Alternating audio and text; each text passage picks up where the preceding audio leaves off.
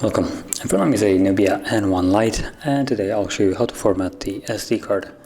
So to get started, you want to open up the settings app,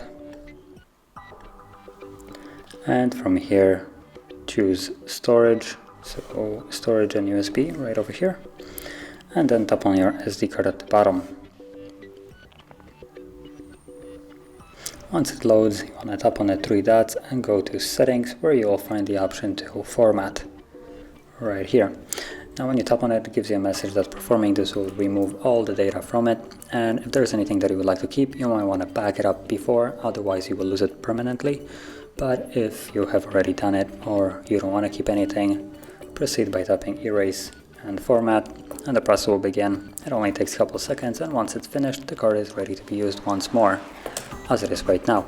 Tap on done and you're finished. So if you found this very helpful, don't forget to like, subscribe, and thanks for watching.